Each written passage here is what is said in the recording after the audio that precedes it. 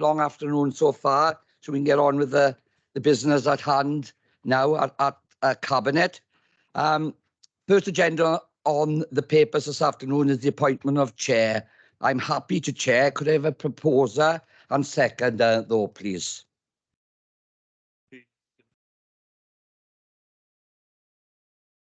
Thank you, Alan. Seconder, please. Thank you, Wyndham. Agenda item 2 this afternoon is the chair's announcement. So, prynawn da and croeso i bawb. Good afternoon and welcome to this hybrid meeting of Cabinet on the 19th of April 2023. I am Councillor Stephen, leader of Neath Talbot County Borough Council. Can I welcome members of the public viewing the meeting?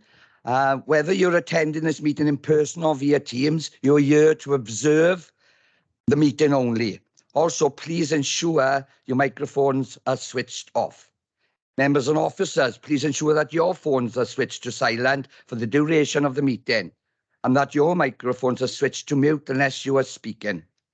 In addition, when asked to raise your hand, if members who are virtually attending this meeting could raise your electronic hands, and for members physically present in the chamber, just raise your hand and I'll come to you.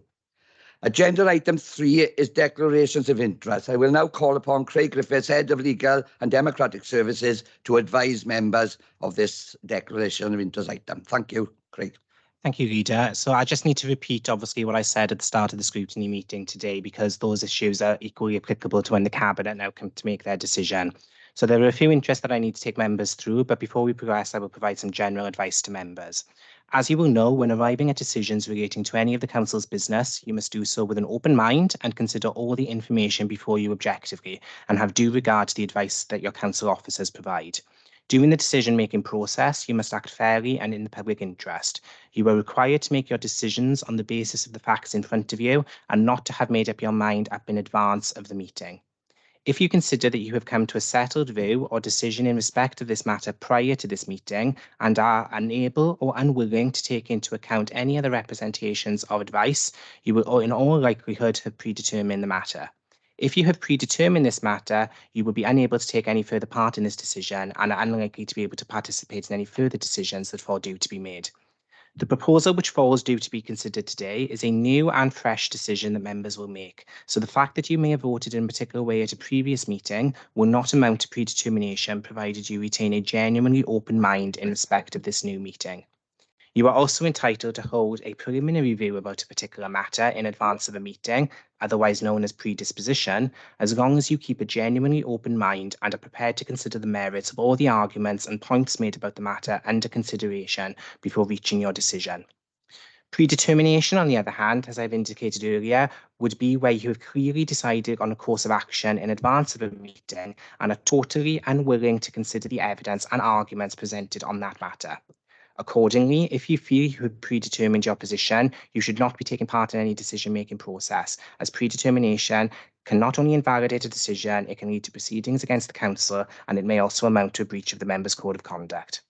To make you aware, there are 2 different types of predetermination you must consider. Actual predetermination. This is when a person has closed their minds to all considerations other than an already held view. Apparent predetermination is where a fair-minded and well-informed observer, looking objectively at all the circumstances, considers that there is a real risk that one or more of the decision-makers has refused even to consider a relevant argument or would refuse to consider a new argument. It is perhaps this element of apparent predetermination that you must give great thought to. It should be noted that the determination here is one for members to decide. If a challenge was brought as to a decision-maker having predetermined a matter, it would be for that member to justify and provide evidence, in all likelihood to the courts, that they were not predetermined. For the sake of clarity, I would add that manifesto commitments and policy statements which are consistent with the preparedness to consider and weigh relevant factors when reaching the final decision are examples of legitimate predisposition, not predetermination.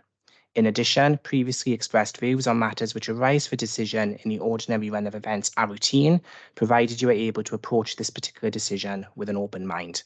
Accordingly, if there are any members who wish to declare a predetermination, perhaps they could do so now. Thank you, Craig. We have heard the advice from the Head of Legal and Democratic Services. Are there any declarations of interest? please would members say what the items are and what the interest is. And if Jane, if you can forward any electronic versions of the form for members to complete and email back to her. So if you would like to, Nia, please. Thank you, Chair.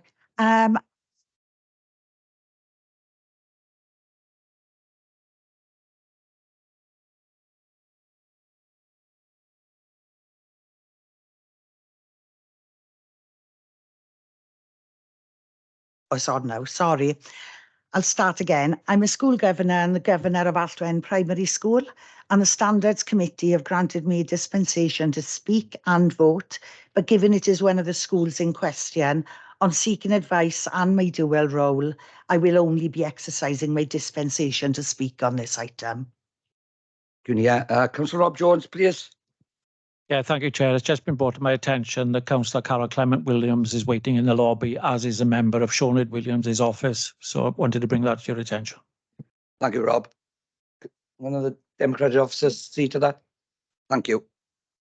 Alan Llewellyn, please. Councillor Alan Llewellyn. Yes, Chair, just to ask for clarification, because we did declare in the earlier meeting as governors of schools that aren't part of the proposals. Should we do the same again? Yes, please, Councillor Llewellyn. So if all members who are school governors, can they please raise their hands so that can be recorded? And obviously you have a dispensation to be able to speak and vote on these matters.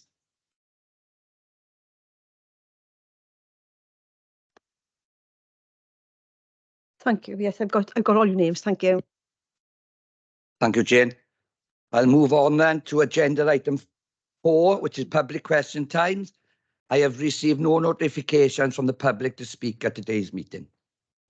So agenda item 5 is the Strategic School Improvement Programme, the proposal to establish an English media 3 to 11 school to replace Alltwen, Godagrai, Llangoet primary schools. The report is on pages 3 to 196 and it's here for a decision this afternoon. So can I ask officers, have they got anything further to add, please? No? Thank you, Andrew. Members, I had indications previously, so I'll go to the Cabinet Member for Education first. Councillor Nia Jenkins, please. Thank you, Chair.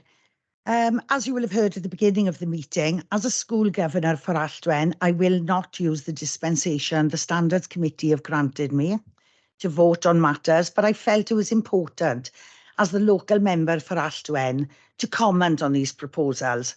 And my comments today relate to my role as a local member, not as the Cabinet Member for Education. As the elected member for Alltwen, I have witnessed the concerns, oppositions and sometimes anger that many in the community have expressed about this proposal. Road safety, increased traffic and accessibility have been prominent topics of concern. We know there are long-standing issues at the Parc and Estero site, where traffic accessing the retail area, the leisure centre and Cwm Tawes School converge, often resulting in gridlocked road system throughout Pontardawe at peak times. The proposal to add 770 primary-age children, where it's unlikely that these children will be walking, despite the Welsh Government's own agenda for active travel and safe routes to school, is likely to further exacerbate this situation. Increased traffic will also lead to increased pollution, contradicting the Welsh Government's agenda for clean air, where ministers have committed to passing legislation to improve air quality before the end of the current Senedd term in 2026. Members have repeatedly been told that revisions would be made to the road infrastructure in the area, which, and I quote, may result in an improvement in the traffic flow. And I understand the confines that school reorganisation processes must follow. However, without this being known, it would seem likely that this funding would be borne by Neath Talbot Council alone, adding greater pressures to the already stretched finances during the current cost of living crisis. Retaining the schools in the 3 separate communities would allow greater opportunity to achieve this, where most families will be able to walk their children to school. The Welsh term Cynefin is defined by the Curriculum for Wales as the place where we feel we belong, where the people and the landscape around us are familiar, and the sights and sounds are reassuringly recognisable. This proposed school would not reflect the pupils' Cynefin and would not enable them to make meaningful connections with their immediate surroundings. This undermines the ties the children have with their villages and the communities where they belong. Community and community council projects such as the Community Garden, Remembrance Sunday and the Christmas Light Parades are all events where the pupils of Alltwen School are actively involved. Closure of our village school would mean that the input of the children would cease, resulting in a loss to the members of the community and the children, damaging connections that have been maintained throughout generations. The report recognises that the villages of Alltwen, Ynys Meadow and Godre Graig are individual areas, stating that there are currently the current 3 schools are separate establishment on sites some distance apart. Each village has a separate identity with its own individual history and culture. These communities are currently vibrant, thriving and sustainable. Aims that Neath Talbot's draft health and wellbeing plan cite as goals. Anecdotal evidence given today from colleagues and communities within Neath Talbot, where schools have already been closed and centralised elsewhere, show the detrimental impacts to communities, where it's resulted in the loss of their only village shop because it was no longer financially viable, where they lost passing trade of the parents and the children walking to schools. Creating one school from disparate areas will not lead to a coherent school community and is more likely to create a vacuum in their own village communities. Estin published a report in 2020, Community Schools, Families and Communities at the Heart of School Life. They recognise the importance of these links, connections that I feel are being threatened through this proposal. We currently have 3 well-performing and viable schools that play a central and vital role in their respective communities. Of course, the community benefit from building a new swimming pool is clear, with the condition of the current facility being critical, following years of a lacking of funding and maintenance. Indeed, we were told today that the pool is going to be inspected every 6 months. However, we found out in November that it hadn't been inspected properly for over 10 years. Similarly, the condition of the changing facilities at the leisure centre require investment to improve and update. However, these issues should not be dependent on the outcome of the school proposal. The concerns that should be first and foremost in members' minds should relate to the education of our children. Alternative funding should be sought to address the financial and fabric issues facing Pontardawe Swimming Pool and the Leisure Centre. And if the proposal is rejected today, I will look to work with officers to help source this. As a local authority, members are obliged to consider the impact on valley communities when we make decisions, some of which I've already voiced. But we should also look at the impact on parents and pupils. In Godre Graig, they've already found that access to after-school clubs is dependent on their owning a car or having alternative transport. They've already lost their mother and toddler group as the village no longer has a community building, following the closure of the school and relocation to its current temporary site. In Alltwen, wraparound care is provided within the school campus. This provision isn't available in the new school. And although there are a few childcare facilities within the town of Pontardawe, it isn't known if they have the capacity to accept the number of pupils that will be at the proposed school. Additionally, it will necessitate children walking from the Parc Anisteru site through the shopping centre into the centre of Pontardawe, with all the potential of perceived dangers from the passing traffic. Centralising education in Pontardawe is likely to unfairly impact the most deprived and disadvantaged families, those without transport, the area that we as an authority are specifically targeting with Flying Start services. Potentially, this could lead to the exclusion of those children who are most at need from nursery education. We recognise that an autistic spectrum disorder unit is dire. We need it. But just to correct today, it is not an additional learning needs centre. It is an autistic spectrum disorder centre. And this provision could have been provided during the continuous tenure that of the previous administration.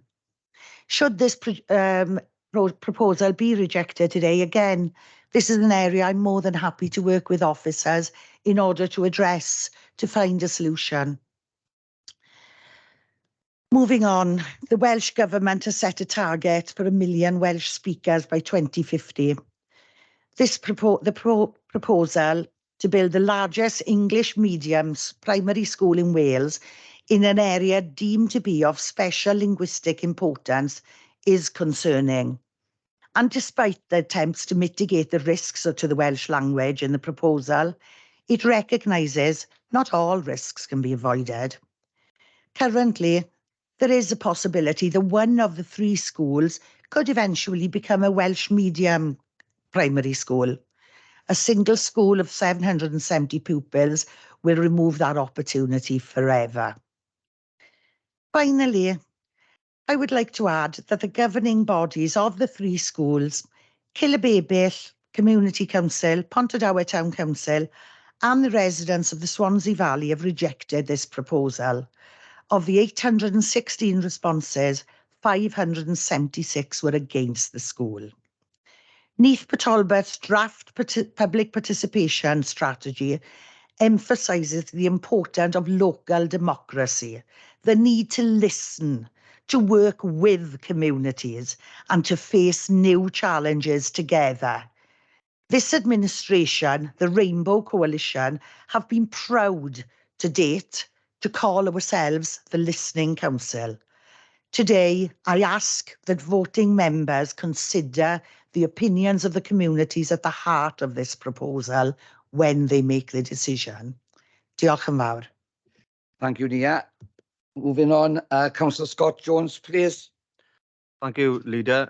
Firstly, can I say that I am pleased to see that the promise to review has been honoured by this administration.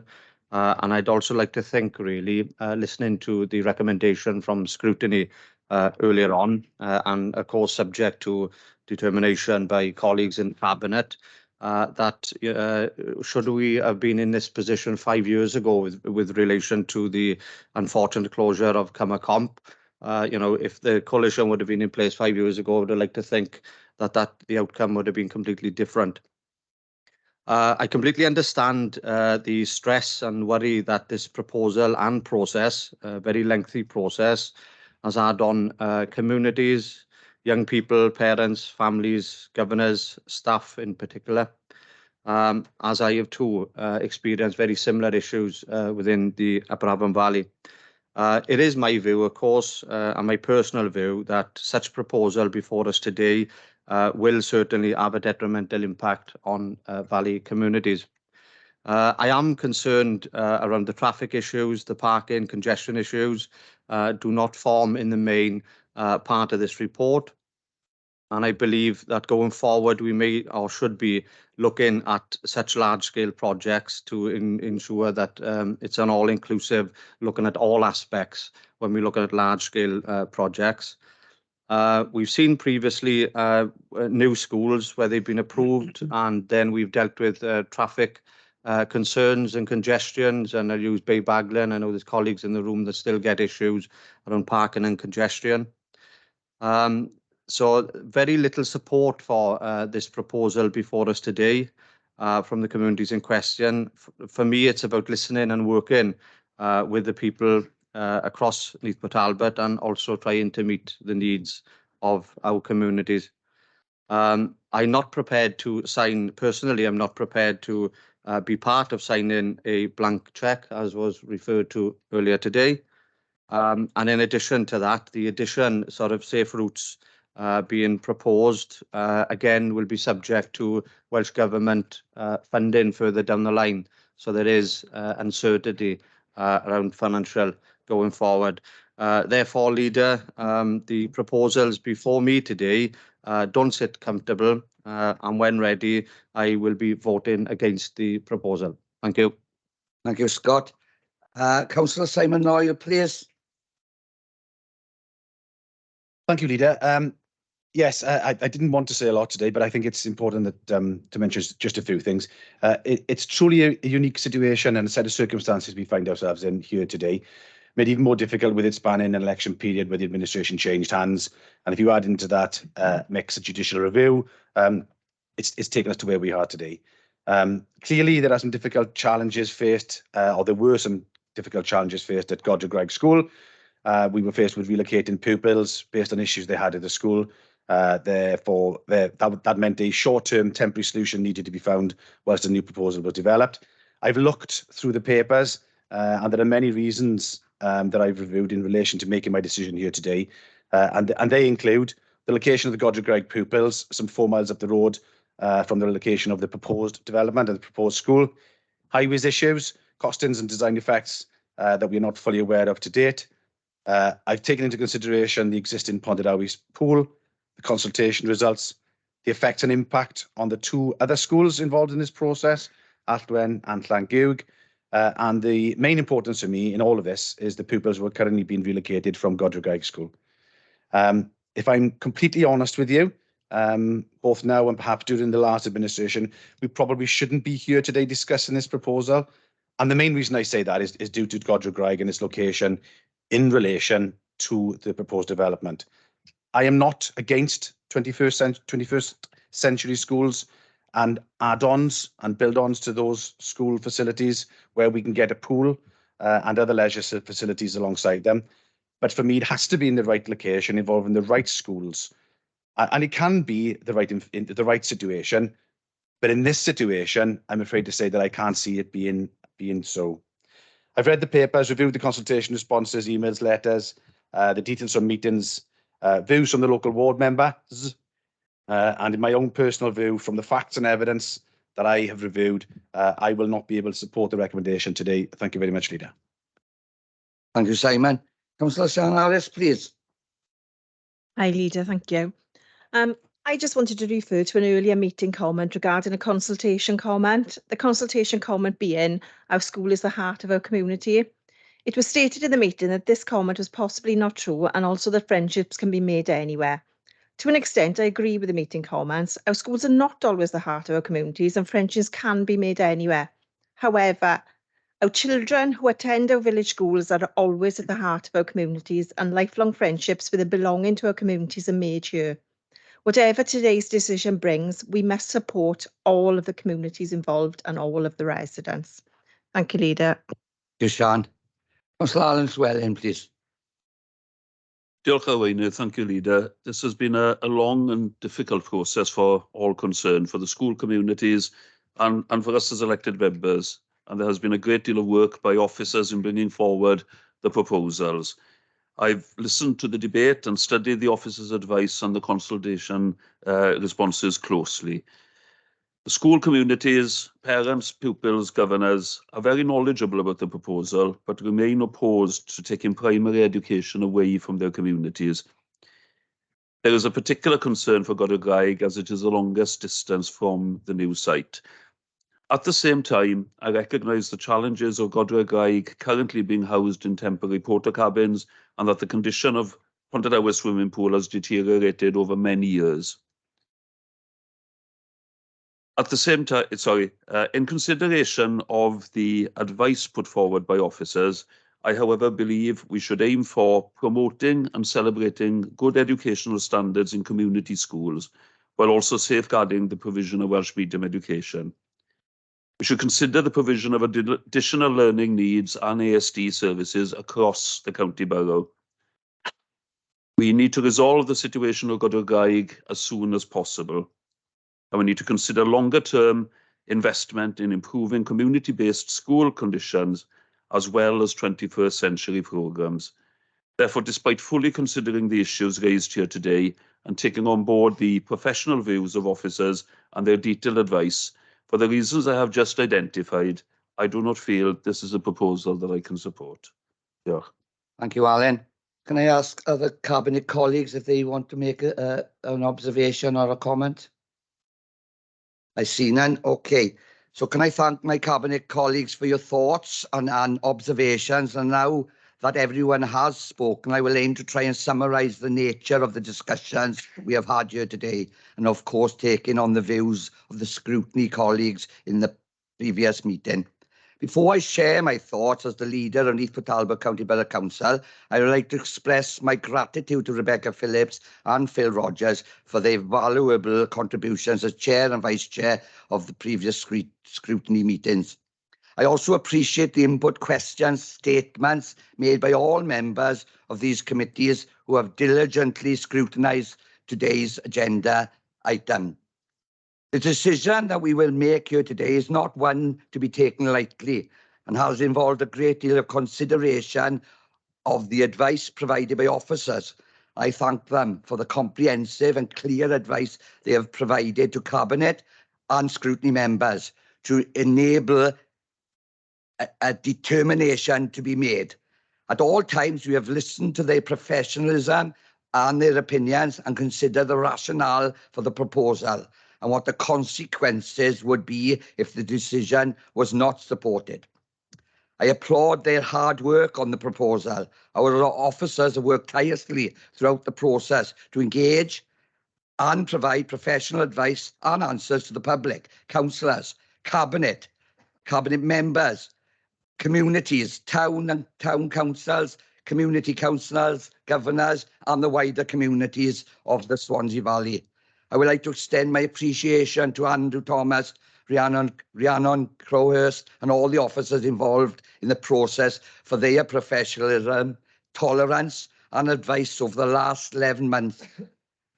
The Rainbow Coalition was committed to reviewing the original decision to establish a new school in place of Godwrgaig, Llangwch, and Allwen, and to listen carefully to the views of the community.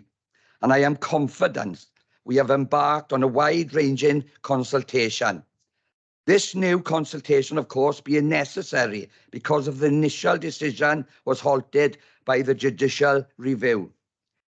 During the consultation process, we made sure to make ourselves available to the Swansea Valley communities through face-to-face and online meetings, as well as other opportunities for those who actively get involved in the process. We were receptive to the feedback and suggestions from the community as building trust and strengthening relationships with them, which was very important to us. We acknowledge that people have different preferences when it comes to receiving information and use various communication channels such as social media, newsletters, emails, and community forums to reach as many people as possible. We listened to the community, while some may have felt that we were not transparent and honest about our council proceedings and due diligence during the consultation. We did our very best to communicate important information in a timely and clear manner. We provided opportunities to involvement and encouraged the community to participate in the council's activities and decision-making process. We valued and took all input very seriously. In addition, as leader, I also asked twice to meet the Minister of Education, Jeremy Miles, MS, to discuss the needs of our communities and different options, and was very disappointed when the request was refused and there was no engagement with our administration whatsoever. Undoubtedly, as a cabinet, we are committed to educational improvement in the Swansea Valley and meeting our statutory duties. However, the views I have heard today suggest that while there are advantages to a 21st century school or a new 21st century school and replacement pool, there are concerns and reservations about it also. The distance of the new site from Godagrind is particular, and the loss of primary education from the community following the closure of the original school building. There is a concern that this would have a detrimental impact on the well-being of the children. Highway safety has been mentioned several times today, and it has to be an integral part of what we do, and have sufficient information at this stage about the impact of increased traffic and routes to schools, which unfortunately wasn't the case. We have heard concerns about the potential impact on Welsh media education in the same area and the fact it may reduce numbers of attending local Welsh language schools and the impact on logistically sensitive areas. The second consultation, like the first, showed that the majority of the 3 communities affected opposed the plans. They want to retain viable primary schools in their own communities. There are lessons, to be learned, how we as a council consult with communities at an early stage about the future of schools and education. We will now move to the vote by Cabinet. I understand if the proposal is accepted, it will proceed to a further statutory consultation. However, if the proposal is rejected, then it will come to an end. And if that is how members proceed, I will sum up at the end of the vote on what I will ask officers to do next. Cabinet colleagues should perhaps note the decision is subject to a 3-day call-in. We need to be careful. We need to carefully follow the correct process, and I will now ask the head of legal services, Craig Griffiths, for advice on how we put this matter to a vote. Craig, please. Leader, can I just speak? Yeah, before you, certainly. I didn't want to speak earlier, but no, Yeah, I didn't see your hand. No, You didn't indicate. it's fine. That's okay. First of all, could I thank you for those kind words for officers' input. I'm sure I appreciate it. I'm sure my colleagues do as well. Having listened to Cabinet members summing up and obviously the vote by scrutiny committee, I think it's just really important from an officer's point of view that to tell Cabinet that if you vote today in line with scrutiny committee and obviously in line with your what you've said, you will be doing so against the officer advice. And I would like that recorded in the minutes, please. That's really important. Thank you. Thank you, Leader. Yeah, thank you for that, Andrew. Craig, Okay, thank you, Leader. So in order for the vote to be taken and to make a determination in this matter, we do need a proposer and a seconder to be able to put it before members. It's not an indication about whether a member is supporting or opposing the proposal, but more this will just be a technical matter to enable the actual vote to be taken. So my advice, Leader, would be to enable a vote to be taken. Yourself and another Cabinet member can propose and second the motion, which then allow the vote to be had, and you are free to vote then on any way that you might wish. But the proposal and the second then is just to put it on the agenda in the first instance for people to then be able to undertake their vote. yeah, thank you for that explanation, Craig. For all of those of you here and all of those who in the public gallery, I hope you understand what Craig has said. We are not proposing the item this afternoon. We are just making sure a vote takes place.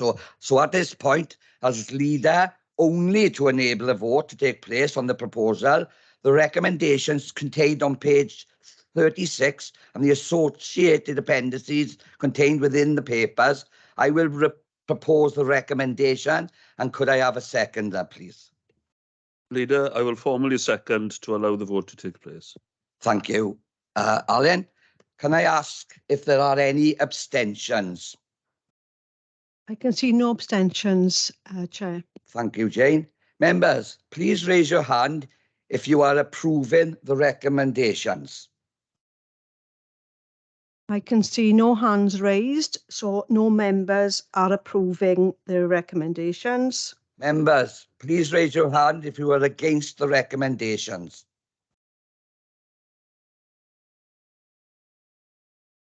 I can confirm that 9 Cabinet members have refused the recommendations. Thank you. Thank you, Jane. That will take me on to agenda item 6, which is urgent items. I have no urgent items this afternoon, and that will end the business of this afternoon's meeting. And can I thank all those in attendance and those in the public area for their indulgence in a long meeting this afternoon. So thank you all and safe journeys home. Leader, Oh, sorry. I think there was some additional information you wanted to share. Oh, sorry. Apologies. Yes. Sorry. I did say in my last address, thank you for that, Alan. Sorry, don't switch it off. My fault. Right. Okay. Having decided not to progress the proposal to reorganise a school in the Swansea Valley presented to Cabinet this afternoon, I'm sure that many people will be asking themselves what is going to happen next. To begin with, the decision itself cannot be implemented for 3 days because the scrutiny committee is able to call in the decision. Following the call-in period, implementation of the decision we have taken today will involve a number of actions that will be progressed over the coming months. The immediate and most important focus will be on maintaining education standards at Llanguwch, Allwen and Godwrau primary schools.